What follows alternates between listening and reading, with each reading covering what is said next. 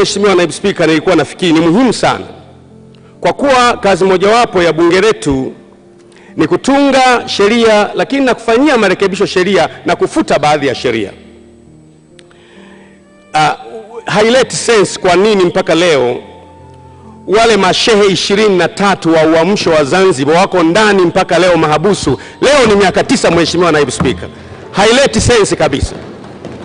Najaribu kuwaza, ningekuwa mimi au angekuwa baba yangu au angekuwa ndugu yangu ambaye mpaka leo miaka 9 yuko ndani, hajahukumiwa bado na haijulikani ana hatia au hana hatia, itakuwaje baada ya miaka 20 huyu mtu mkagundua hana hatia? Atalipwa nini in exchange na miaka aliyopoteza?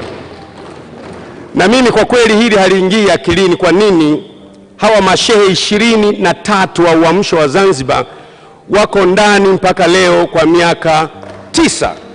Lakini haitoshi, kuna mashehe 64 huko Arusha ambao na wao wako ndani kwa sababu ya hizi sheria za ugaidi ambazo hazina dhamana, kwa sababu ambazo hatuzielewi. Na mimi nashangaa kwa nini mashehe tu wako ndani kwa ajili ya sheria za ugaidi, hakuna gaidi mwingine ambaye sio shehe. Naomba Mheshimiwa waziri husika pamoja na serikali kwa ujumla tuangalie kwa undani sana namna ya kulihendo swala hili, kwa sababu sio sahihi mashehe hawa wakawa ndani kwa muda wa miaka 9. Sisemi kwamba wana hatia au wana hatia, sijadili kosa lao, lakini ninachojadili ni kwamba basi wangehukumiwa, basi ikajulikana.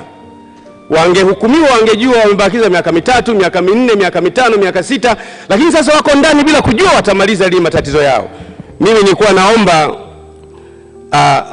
wizara pamoja na by implication waziri wa hii wizara ni Mheshimiwa Rais, na Mheshimiwa Rais wa nchi ni rais wa nchi, lakini pia ni waziri wa hii wizara.